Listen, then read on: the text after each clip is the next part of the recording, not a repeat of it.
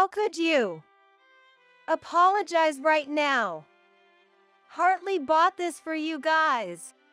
Why would you throw it in the trash like this? No, Francis. Did you see the tag? I can't possibly let Trish wear something like this. I had thrown away the baby clothes, and my father-in-law, Houston, picked them up. His hands were trembling with anger. But, prompted by my words to look at the tag, my in-laws were puzzled, wondering what was going on. It seems they thought Hartley had genuinely bought the baby clothes, thinking of me and Trish. Yeah, right. There's no way Hartley would do something so thoughtful. Finding out the whole truth, my in-laws were trembling. I had always been troubled by my relationship with Hartley. But it's time to stop worrying alone. It's time to open my in-laws' eyes. To make Hartley, who repeats such disrespectful actions, suffer. With that in mind, I devised a revenge plan. My name is Wilma, a housewife in her 30s. I live with my husband and my in-laws, 4 of us together. My husband, Hartley, and I were colleagues at our former job. We were like rivals, pushing each other to do better, which eventually led us to dating, and 2 years later, he proposed, saying, "Will you marry me?" I accepted Hartley's proposal without hesitation. After all, I truly loved him. Who wouldn't be overjoyed to be proposed to by someone they love? But just around that time, we got news that my father-in-law Houston was unwell. Fortunately, it wasn't serious, and he has fully recovered now, though there's a risk of relapse. So, we decided it was unsafe to leave Francis alone to care for him, and we started living with my in-laws immediately after getting married. My in-laws had always been good to me before we got married. Especially Houston, who doted on me as if I were his own daughter and always listened to my troubles seriously. According to my in-laws, they had always wanted a daughter. But they weren't really blessed with children, so a girl was out of the question. To them, having me, who doesn't keep a distance due to being an in-law but communicates like a real daughter, was more than they could have wished for. If you have any troubles, feel free to talk to us. Wilma, you're like a daughter to us. We'll do anything we can for you. After all, Hartley is always in your care. I cherished my in-laws' words and treated them as I would my own parents.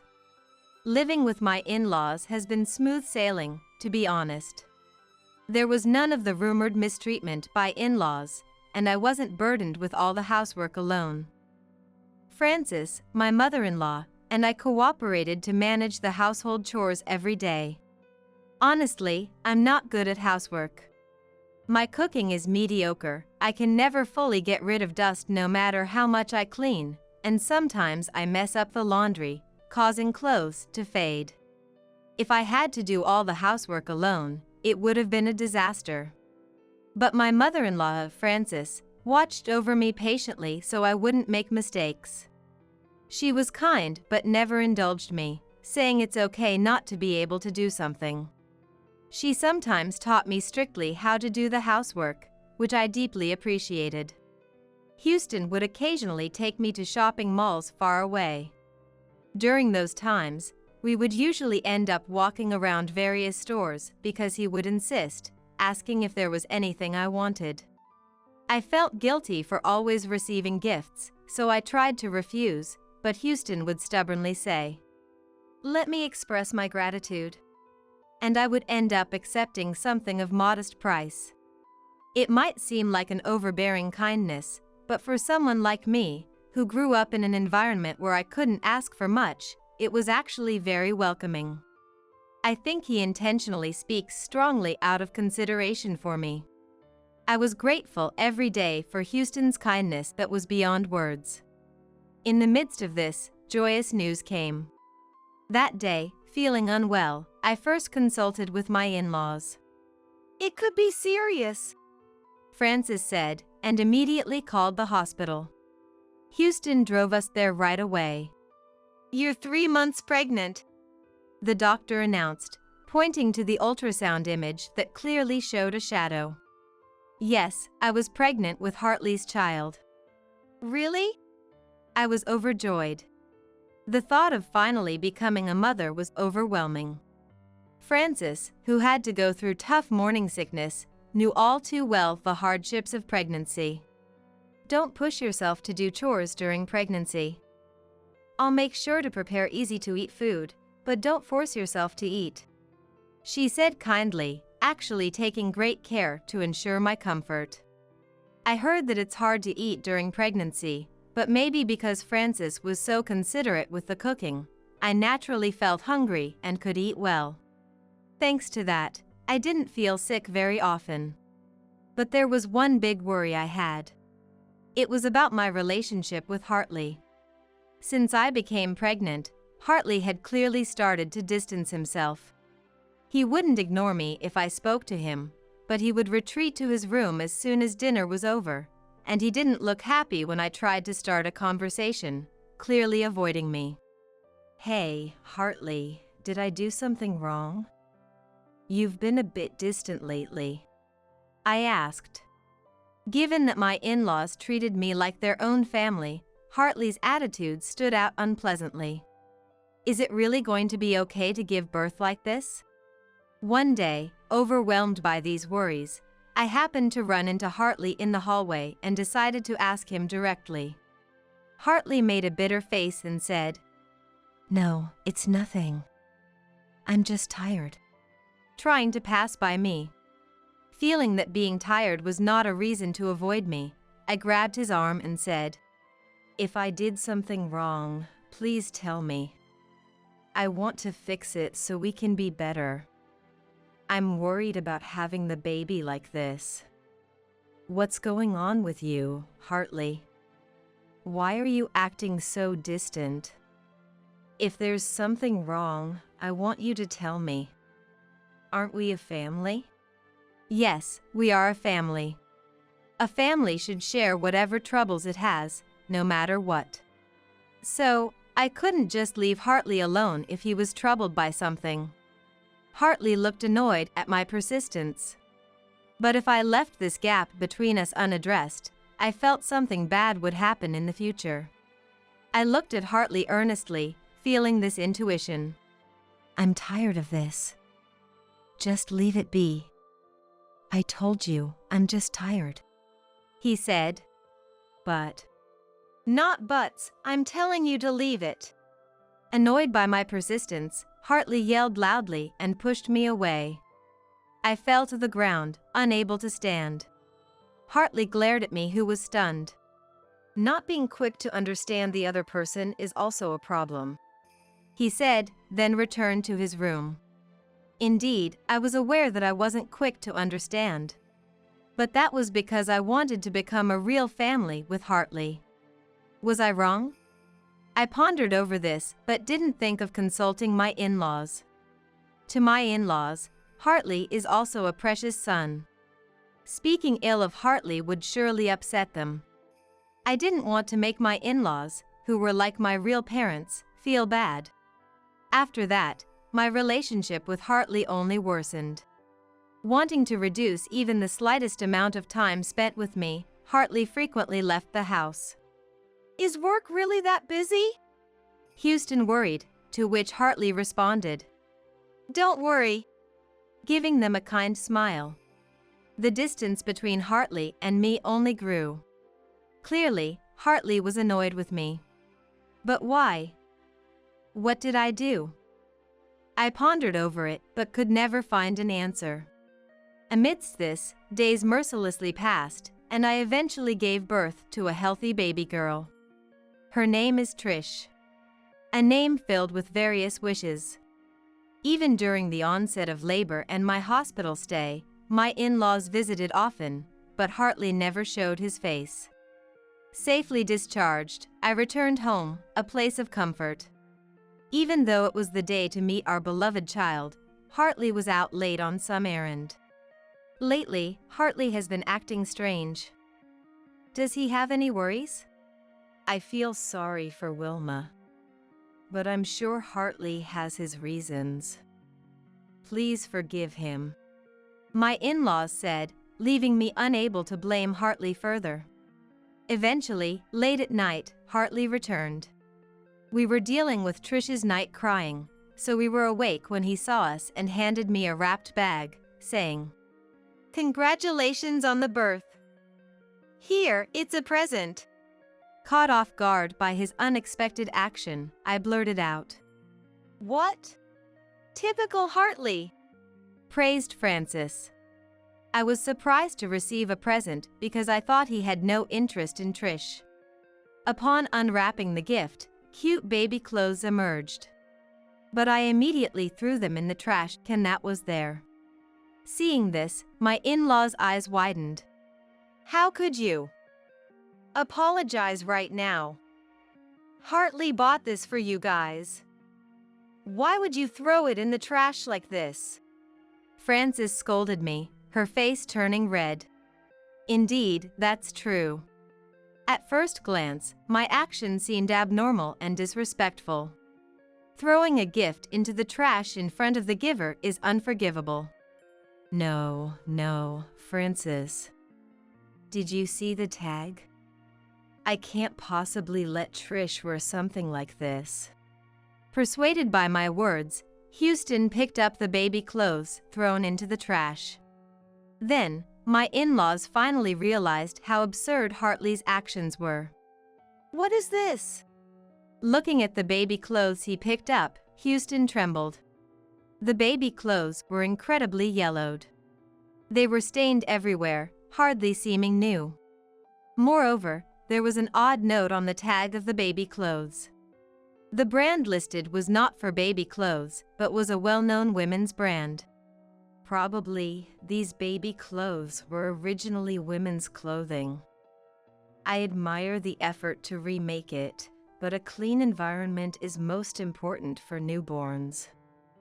No matter how much it's washed, I can't let Trish wear this, I said firmly, glaring at Hartley. Then, Hartley retorted with a face red with anger. "It's just a little dirty. It's a waste to throw it away. You could wear it if you wash it, right? Who's being disrespectful here?" Despite my insistence on cleanliness, Hartley kept saying inappropriate things like, "It can be worn if washed." To corner Hartley, I opened my mouth. "First of all, why do you have women's clothing? It doesn't seem to be made from my clothes, and if you're gifting, there's no need to remake it. Plus, being this dirty means someone wore it, right? I wonder who gave it to you." I glared at Hartley, applying pressure. Then, Hartley noticeably averted his gaze. "That clothes, I just happened to receive it from someone I know." "Yes, just happened. Just happened, so. There's nothing shady about it." Hartley's voice rose in a panic. His tone clearly indicated he was hiding something. But no matter how much pressure I applied, he seemed unlikely to talk. So, I took out a certain envelope from the cupboard. "Do you know what this is?" I smirked and flaunted it in front of Hartley. Well, he couldn't possibly know just by looking at the envelope. Thinking I'd show him everything, I flipped the envelope over, scattering its contents on the table. Curious about what was inside, my in-laws and Hartley approached the table.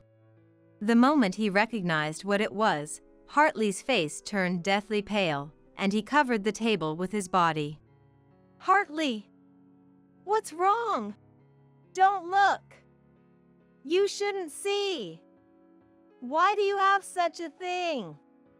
How in the world?" Hartley's tone was one of utter bewilderment.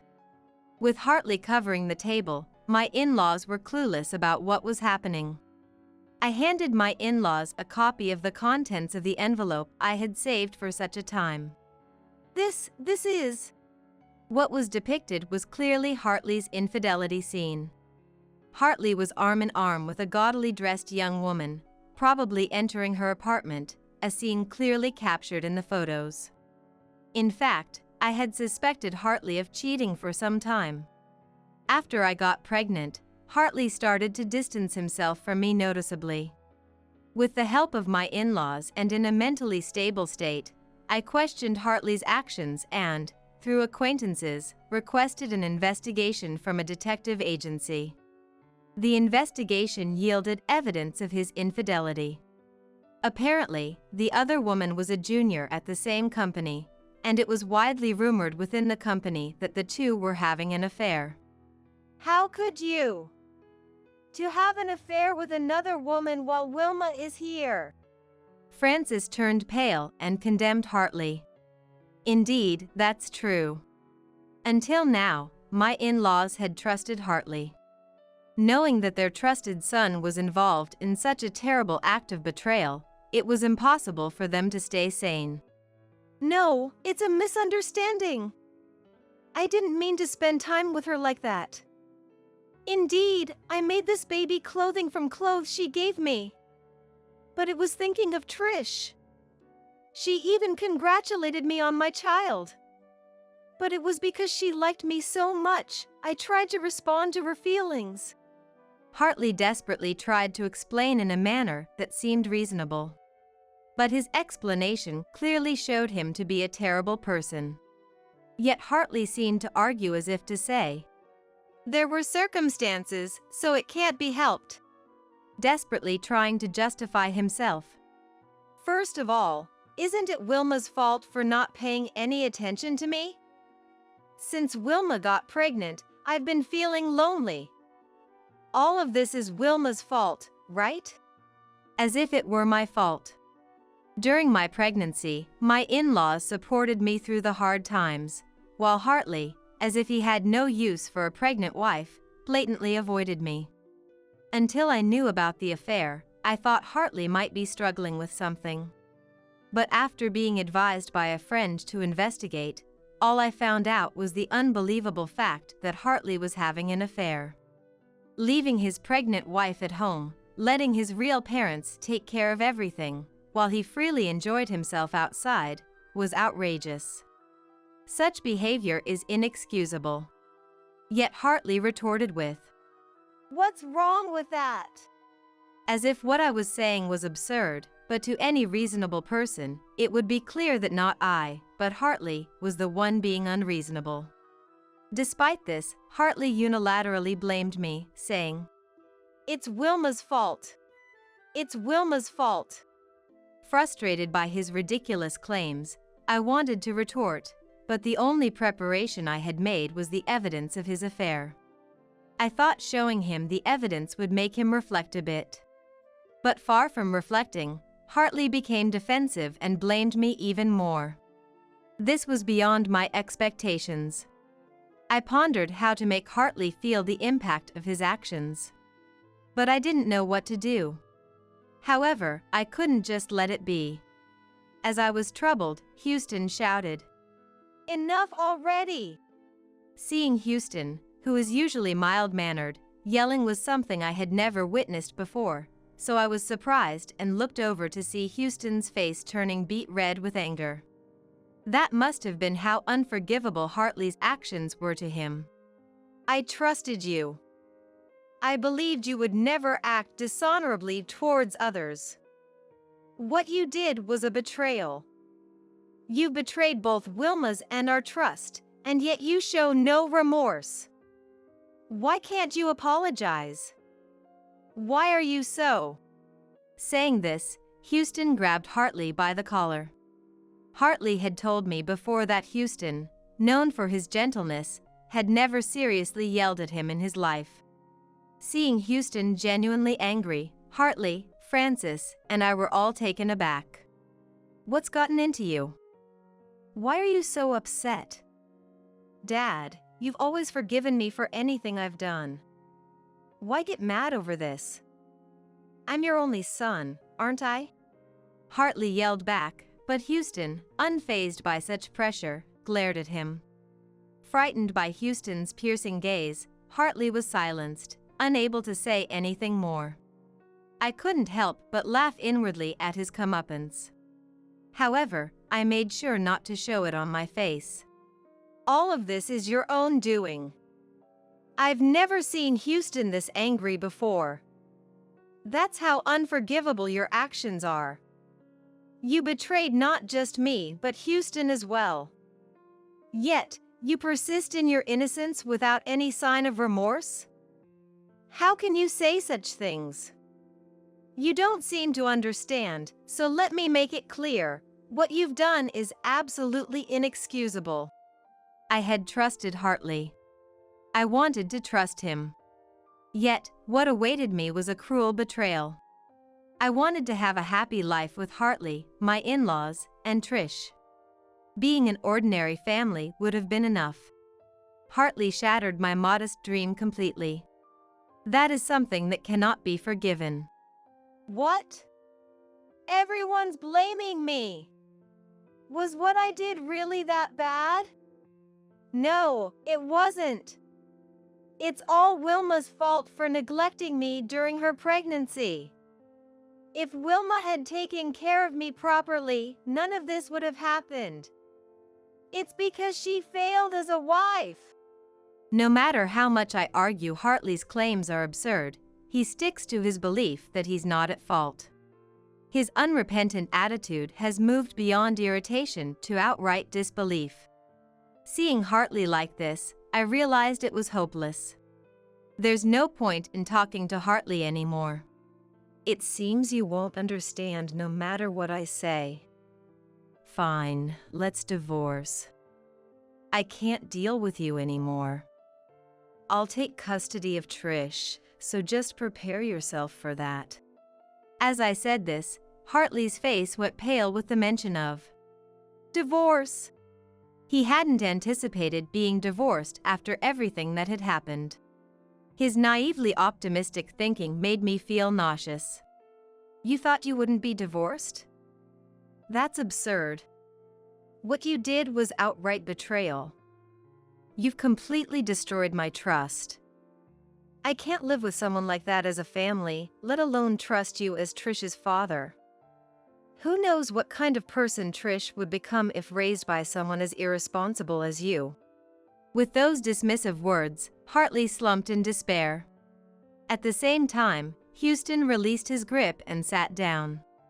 But if you divorce me, Hartley was muttering to himself, his face turning pale, and I couldn't help but smirk.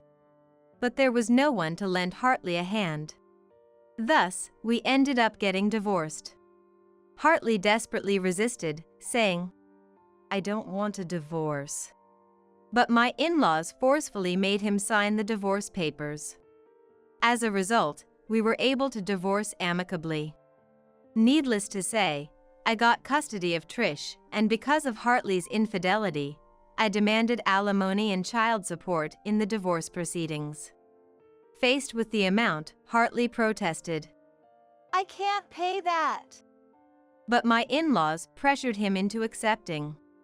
The alimony and child support turned out to be too much for Hartley to pay, so his parents ended up covering it instead. In return, Hartley was forced to promise to repay his parents in full, and now he's desperately working to do so. I heard he's overwhelmed just trying to repay the money he owes, leaving him no time for his hobbies.